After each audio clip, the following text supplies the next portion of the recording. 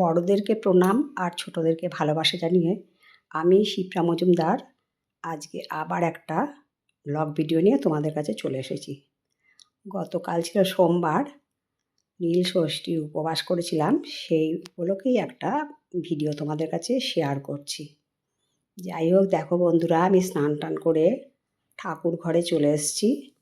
আমি কিন্তু ভাবতেই পারিনি এবছর আবার নীল ষষ্ঠীর উপোস করতে পারবো। যাই হোক, আমি ঠাকুরঘরটা প্রথমে মুছে নিয়ে তারপরে অন্যান্য কাজগুলো সমস্ত কিছু করব। সবচেয়ে প্রথমে ঠাকুরঘরটাকেই আমাদেরকে পরিষ্কার পরিচ্ছন্ন করে নিতে হয়, তাই আমি সুন্দর করে পরিষ্কার পরিচ্ছন্ন করে নিচ্ছি। পুরো ঘরটাই প্রায় আমার মোছা কমপ্লিট হয়ে এসছে। এরপরে আমি ফুল তুলতে চলে এসেছি। বাজার থেকে ফুল কিনে নিয়ে এলেও আমার যে জানলা বাগানে অনেক বেলি ফুল ফুটেছে, তারপরে নয়নতারা যেটাকে বলে সেইগুলো ফুটেছে, সেই আমি তুলে নিচ্ছি।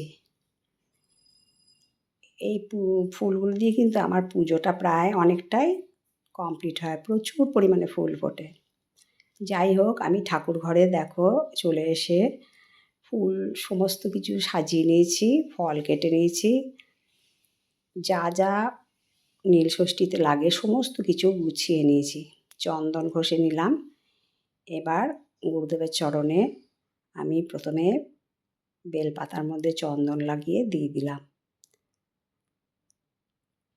আজকে নীল ষষ্ঠী, প্রত্যেকটা মা কিন্তু তাদের সন্তানের মঙ্গলের কামনায় এই নীল ষষ্ঠীর উপবাস করে থাকে।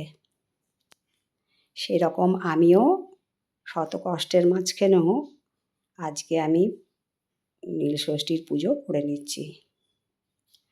যাই হোক, আমি সমস্ত দেবতার পায়েতে বেলপাতা, তারপরে তুলসী পাতা সমস্ত কিছু দিয়ে দেবো। এবারে চন্দন পরিয়ে দিয়েছি, আর সমস্ত ঠাকুর দেবী মায়েদেরকে আমি সিঁদুর পরিয়ে দিয়েছি। আর সমস্ত কিছু আমি সাজিয়ে নিয়েছি, 5 রকম ফল, ধূত্রর গোটা, যা যা লাগে আর কি, সমস্ত কিছু আমি সাজিয়ে নিয়েছি একটা থালার মধ্যে। আমি এবার সমস্ত কিছু আমার ভোলা মহেশ্বরকে নিবেদন করব। আমি দেখো স্নান করে নিচ্ছি, দুধ, ডাবের জল, ঘৃত, মধু, চন্দন সমস্ত কিছু দিয়ে আমি পুজো সেরে নিচ্ছি।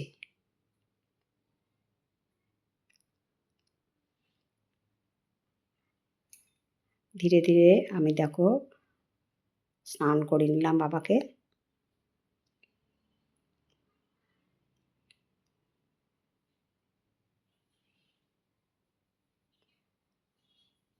ধূপ দ্বীপ জ্বালিয়ে নিলাম।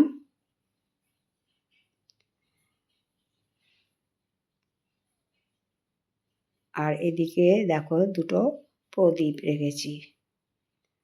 দুটো প্রদীপ নিয়েছি আমাদের 2 ছেলের নামে। একটা হলো আমার ছেলে আর একটা হলো আমার ভাসুরের ছেলে। 2 ছেলের নামেই আমি নীল ষষ্ঠী বহু বছর ধরে দিয়ে আসছি। আমার ছেলের জন্মের পর থেকেই 2 ছেলের নামেই নীল ষষ্ঠীর উপবাসটা করে থাকি আর পুজোও দিই।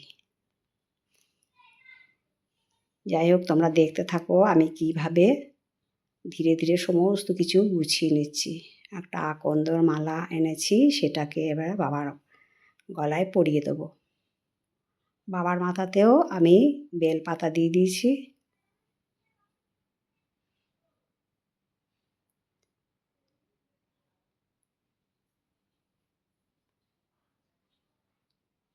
আজকে খুব সুন্দর করে আমি বাবাকে সাজিয়ে নেব। সমস্ত ফুল দিয়ে সমস্ত ঠাকুরের চরণে দিয়ে দিচ্ছি। দেখো, সত্যি কথা বলতে কি, আমি এবছর ভাবতেই পারিনি নীল ষষ্ঠীর উপবাসটা করতে পারবো, কেননা এত শরীর খারাপ, তোমরা তো সবাই জানো। পুরো বিছানায় শয্যাশায়ী ছিলাম, তা অনেক কষ্ট করেই হলো আমি আজকে আমার নীলষষ্ঠীর উপবাসটা করলাম।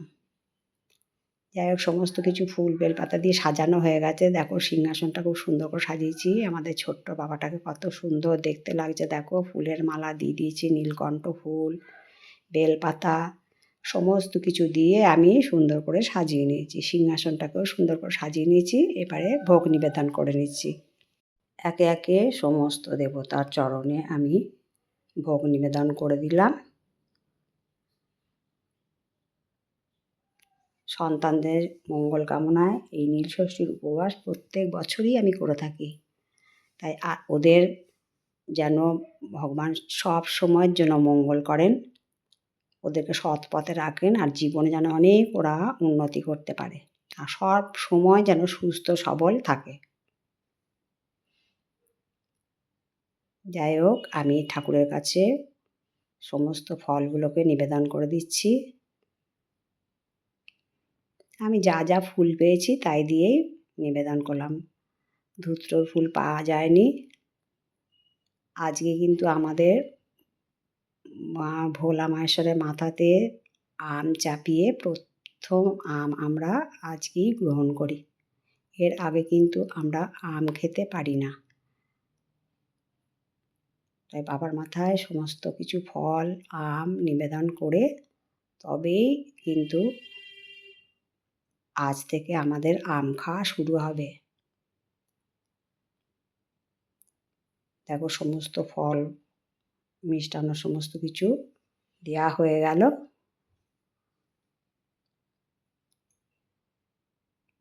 যাই হোক, ঠাকুর তুমি যেন সমস্ত সময় ওদের মঙ্গল করো, ওদের ভালো রাখো, আর আমাদের পৃথিবীর যত মায়েরা আছে তাদের সমস্ত সন্তানদেরকে তাদের আগলে রেখো।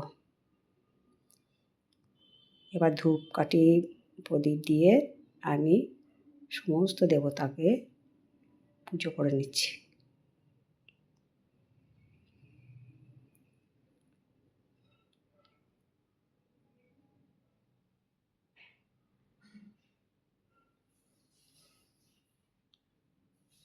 নীলষষ্ঠীটা আমাদের বাঙালিদের মধ্যে, বিশেষ করে হিন্দু মহিলারা কিন্তু প্রত্যেকেই এই নীলষষ্ঠীর উপবাসটা করে থাকে এবং সন্তানের মঙ্গল কামনায় পুজো করে থাকে। যাই হোক, আমি 2 ছেলের নামে প্রদীপ জ্বালিয়েছিলাম, সেটা দিয়েও ঠাকুরকে একটুখানি দেখিয়ে দিচ্ছি, একটু বরণ করে নিচ্ছি।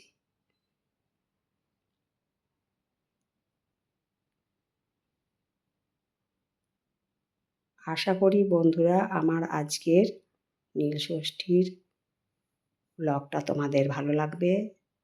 যদি ভালো লাগে লাইক শেয়ার কমেন্ট আর সাবস্ক্রাইব করে আমার চ্যানেলে পাশে থাকার জন্য অনুরোধ করলাম। আর যদি কোনো নতুন বন্ধু এসে থাকো অবশ্যই বেল বাটনটা অন করে দিও, তাহলে সমস্ত নোটিফিকেশান তোমাদের কাছে পৌঁছে যাবে। আমি শঙ্খ বাজিয়েও নিলাম।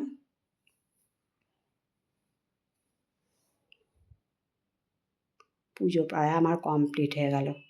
যাই হোক, এবারে আমি দিনে একবেলাতেই আমরা খাবার গ্রহণ করতে পারি, সেই হিসাবে আজকে অন্য কিচ্ছু খাবো না। সাবু ভিজিয়ে রাখলাম, সেটা সন্ধেবেলার দিকে খাওয়া হবে। এখানে বড়দানার সাবু ভিজিয়ে রেখেছি।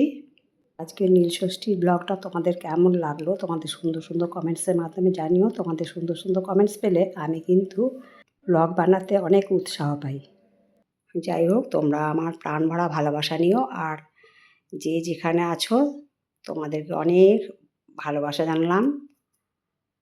সামনে আসছে শুভ নববর্ষ, তোমরা আমার প্রাণ ভরা ভালোবাসা নিও।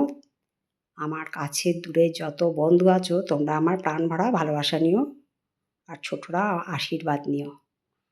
যাই হোক বন্ধুরা, সবাই তোমরা ভালো থেকো, অনেক আনন্দে থেকো।